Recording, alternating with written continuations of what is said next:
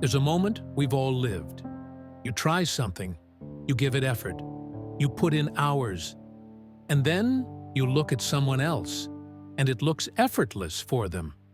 They move faster, they decide quicker, they make it look easy. And you think, yeah, that person was just born different. Now, here's the uncomfortable truth. That thought, the moment you explain greatness as talent, is where most people quit before they even start.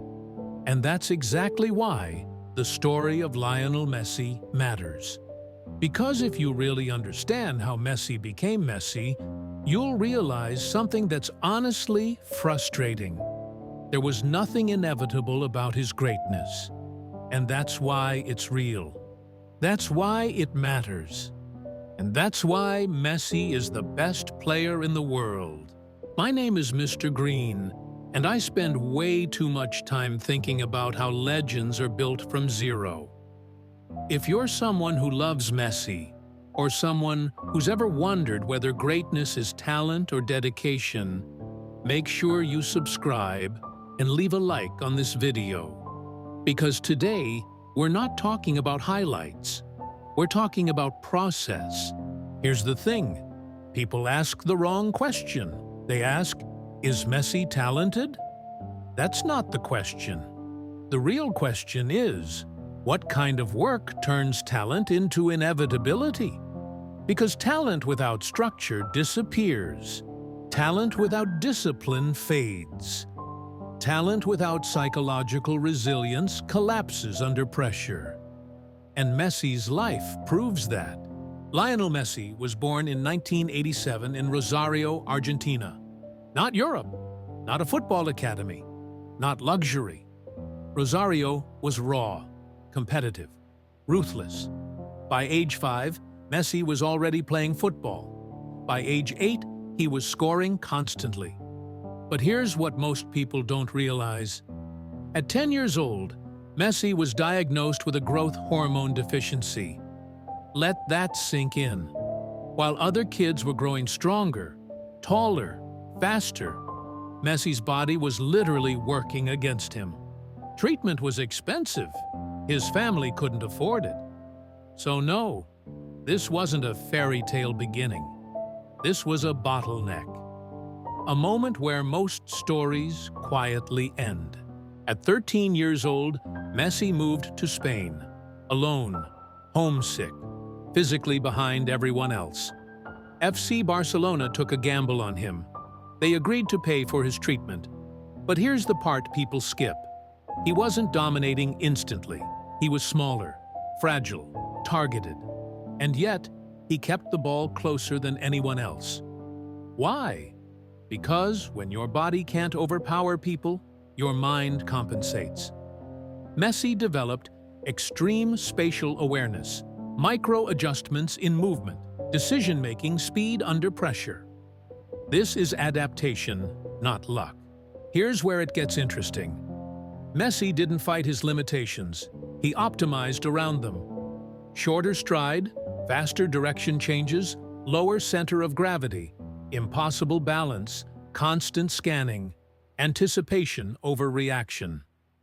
Most players react. Messi predicts. That's psychology. That's repetition. That's obsession. Messi debuted for Barcelona's first team in 2004, at 17 years old.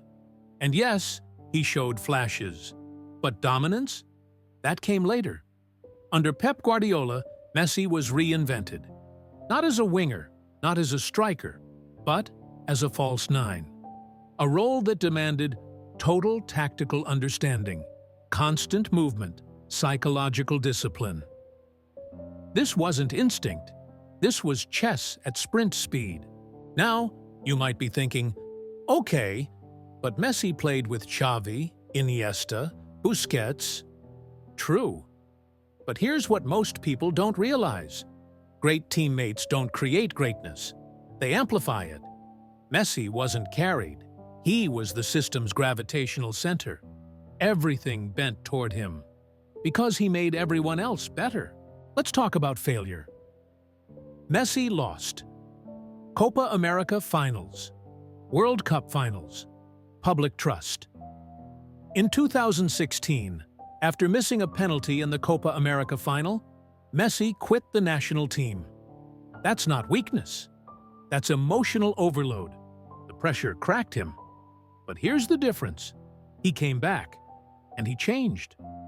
Less emotional volatility, more leadership, more patience. That's growth. In 2022, at 35 years old, Messi led Argentina to the World Cup. Not with raw speed, not with dominance, but with control, timing, composure, decision-making. This wasn't peak athleticism. This was peak mind. The long arc finally closed. Messi isn't the best because of highlights. He's the best because he adapted instead of complaining. He evolved instead of plateauing. He failed publicly and returned stronger. Greatness isn't a moment. It's a pattern, repeated over years. Here's what you can take from this. Your limitations are data, not excuses. Progress beats intensity. Mastery is built quietly. Obsession, directed correctly, compounds. Messi didn't win because he was gifted. He won because he stayed. Here's the uncomfortable reality. Talent is common. Discipline is rare. Psychological endurance is elite. Messi didn't wake up great. He built it, step by step, over decades. And that's why he's the best player in the world. Not because he was chosen, but because he chose the work. Every single day.